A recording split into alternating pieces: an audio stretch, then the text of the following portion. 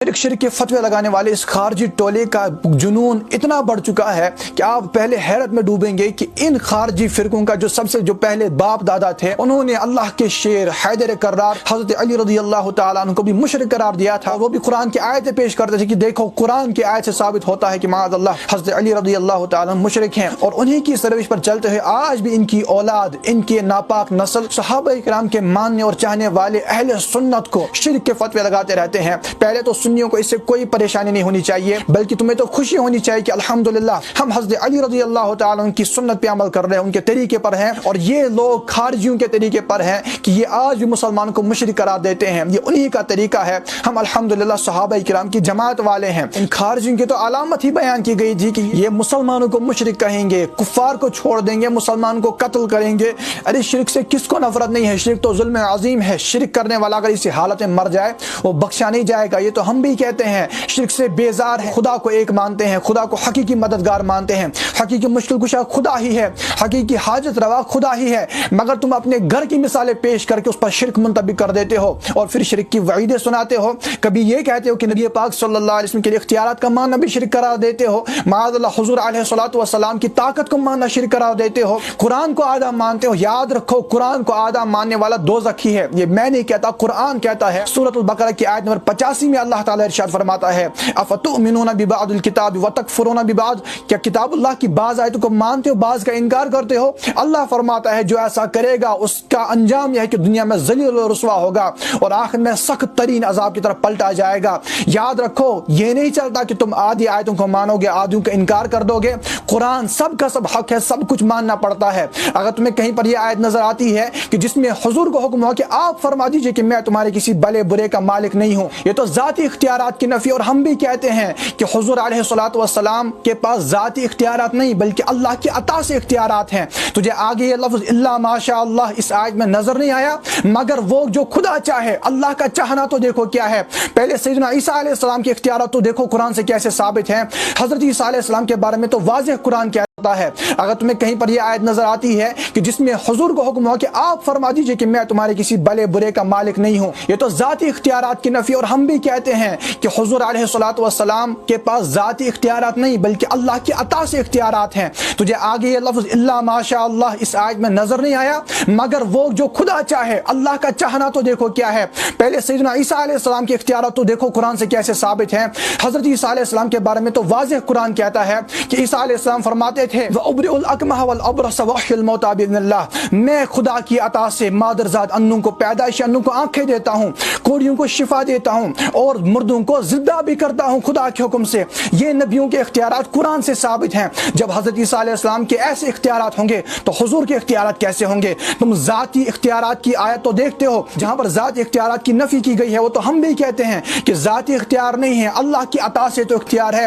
پوری بات کیوں نہیں بیان کرتے ہو؟ یہ آدھا قرآن ماننا تجھے دوزخ میں لے کر جائے گا۔ اسی طرح تجھے یہ نظر نہیں آیا کہ نبی پاک صلی اللہ علیہ وسلم کے پاس صحابہ کرام کیسے مشکلات میں دوڑ کر جاتے تھے، فریادیں کرتے تھے، مدد مانگتے تھے، آؤ میں تیرا اسی بخاری سے بخار اتار دیتا ہوں جس کا تم لوگ دم بھرتے ہو کہ ہم بخاری پڑھنے والے ہیں، حالانکہ جھوٹے دعوے کرتے ہو۔ صحیح بخاری کے اندر واضح روایت موجود ہے۔ دیکھو صحابہ کا عقیدہ کیا ہے۔ تم لوگ صحابہ کرام کے پہلے سے منکر اور ان کے مقابلے کرنے پر آتے ہو، جیسے خارجیوں نے حضرت علی رضی اللہ عنہ کا مقابلہ کیا تھا، ویسے ہی آج تم صحابہ کرام کے عقائد کے مخالف ہو کر قرآن کی آیتیں پیش کرنے کی ناپاک کوشش کرتے ہو۔ دیکھو صحابہ کا عقیدہ کیا تھا، کیا انہیں پتا نہیں تھا کہ اس آیت کا مطلب کیا ہے؟ انہیں تم سے زیادہ پتا تھا۔ اسی لیے دیکھو صحیح بخاری کے اندر حضرت ابو ہریرہ رضی اللہ عنہ بیان کرتے ہیں کہ میں نبی پاک صلی اللہ علیہ وسلم کی بارگاہ میں حاضر ہوں تو یا رسول اللہ صلی اللہ علیہ وسلم انی سمعت منک حدیثا کثیرا، آقا میں آپ سے حدیث کثیر سنتا ہوں، بہت ساری حدیثیں سنتا ہوں، فانسا لیکن بھول جاتا ہوں۔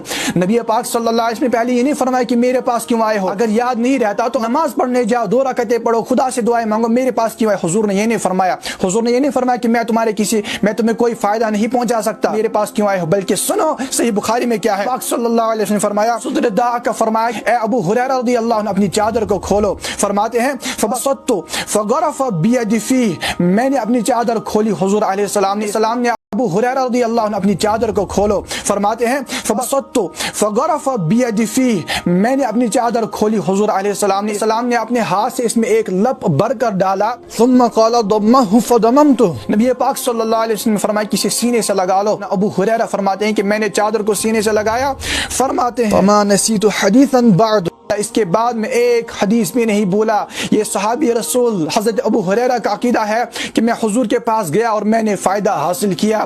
یہ نہیں فرمائے کہ نبی پاک صلی اللہ علیہ وسلم کے یہ سب کرنے سے کچھ بھی نہیں ہوا، کوئی فائدہ نہیں ہوتا، کوئی فائدہ نہیں ہو سکتا۔ کیا وہ قرآن نہیں جانتے تھے؟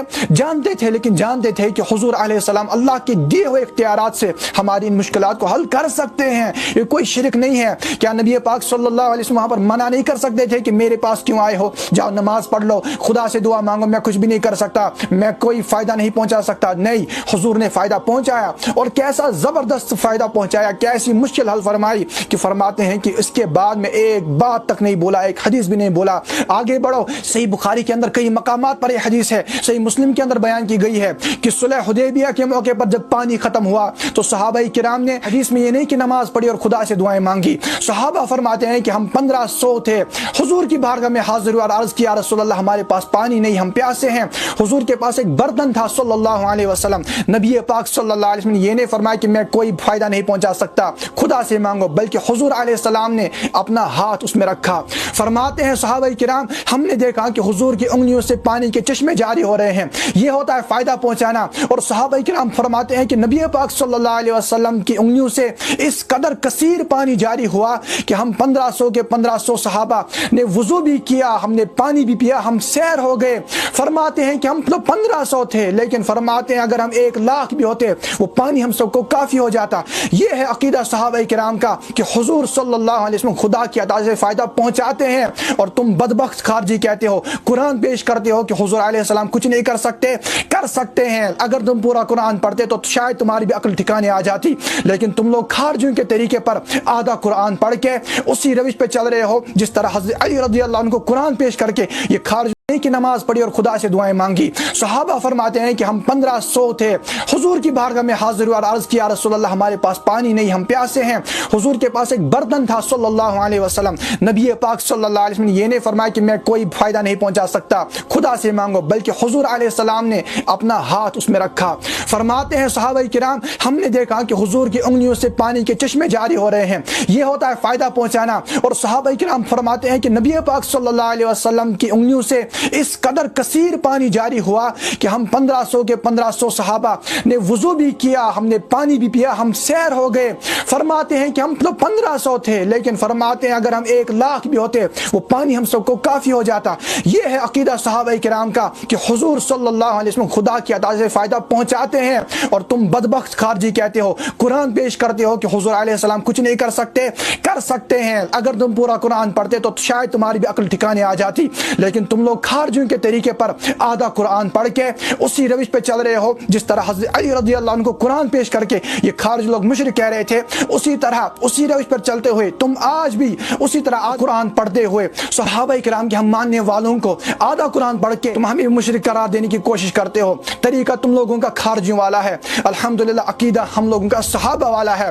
تو اب میں بھی کہتا ہوں کہ وہابیوں یاد رکھو، وہابیت نہیں چلنی، نبی پاک صلی اللہ علیہ وسلم نے جو دین صحابہ کو سکھایا تھا وہ چلنا ہے، حدیث کی چوریاں کرنے والے اہل حدیثوں کا نہیں چلنا، نبی پاک صلی اللہ علیہ وسلم کی مکمل حدیثوں کا چلنا ہے۔ وہابی عقائد نہیں چلیں گے، صحابہ کرام کے عقائد چلیں گے۔ صحابہ کرام واضح فرماتے ہیں کہ ہماری حاجتیں پوری ہوتی ہیں۔ ارے کتنی روایتیں صحیح بخاری اور صحیح مسلم سے پیش کروں۔ صحیح بخاری کتاب المغازی کے اندر ہے کہ تھوڑا سا کھانا نبی پاک صلی اللہ علیہ وسلم نے تمام لشکر کو کافی کر دیا، حضور کے صدقے میں وہ تھوڑا سا کھانا تمام صحابہ کرام کے لشکر کو کافی ہوا۔ صحیح بخاری کتاب الرقائق کے اندر ہے کہ نبی پاک صلی اللہ علیہ وسلم نے دودھ کے ایک پیالے سے 70 صحابہ کرام کو سیراب کر دیا، لعاب دہن سے بہت سنے شفا پائی ہیں۔ ارے کیسے کیسے اختیارات حضور کے ثابت ہیں، لیکن افسوس ہے کہ تمہیں نظر نہیں آتا، جیسے ابو جہل کو نظر نہیں آتا تھا، جیسے عتبہ اور شیبہ کو نظر نہیں آتا تھا، جیسے ولید بن مغیرہ کو نظر نہیں آتا تھا، ان کی آنکھوں پہ پردے پڑے تھے، بغض صلی اللہ علیہ وسلم نے دودھ کے ایک پیالے سے 70 صحابہ کرام کو سیراب کر دیا،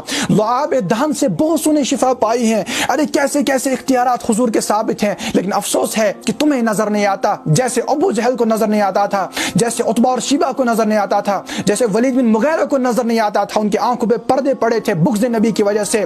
وہی حال تم لوگوں کا ہے کہ بغض نبی کی وجہ سے آنکھوں پر اور دلوں پر ایسے پردے پڑے ہوئے ہیں۔ قرآن میں واضح آیتوں سے حضور کے فضائل ثابت ہیں، اختیارات ثابت ہیں، حدیث میں حضور کے اختیارات ثابت ہیں، فضائل ثابت ہیں، دیگر انبیاء علیہ الصلوۃ والسلام حتیٰ کہ اولیاء کرام کے اختیارات ثابت ہیں، تمہیں نظر نہیں آتے کیونکہ تمہارے دلوں پر بغض چڑھا ہوا ہے۔ قرآن سے تو یہ بھی ثابت ہے سورۃ النمل کے اندر کہ حضرت سلیمان علیہ السلام کے وزیر نے ایک لمحے کے اندر پلک جھپکنے کی دیر میں بلقیس کا تخت سامنے حاضر کر دیا تھا۔ تو حضرت سلیمان علیہ السلام کی امت کے ایک ولی کی طاقت کا بیان ہے، تو نبی پاک صلی اللہ علیہ وسلم کی طاقت کا مرتبہ کیا ہوگا؟ اسی لیے تو ہم کہتے ہیں کہ چاہے تو اشاروں سے اپنی کایا ہی پلٹ دے دنیا کی، شان ان کے غلاموں کی، آقا کا عالم کیا ہوگا؟ ابھی بھی وقت ہے، توبہ کر لو، باز آ جاؤ اپنی اس خباثت سے، اپنی اس نجاست سے، اس بغض نبی سے، ورنہ یاد رکھو جو خارجیوں کا انجام ہوا تھا وہی تم لوگوں کا بھی انجام ہے۔ یہ شرک کے دعوے کرنا توحید کے ٹھیکیدار بننے سے کام نہیں چلتا۔ ایک وقت میں توحید کا ٹھیکیدار تو ابلیس بھی بنا تھا کہ یا اللہ میں تجھے سجدہ کروں گا، نبی کو سجدہ نہیں کروں گا۔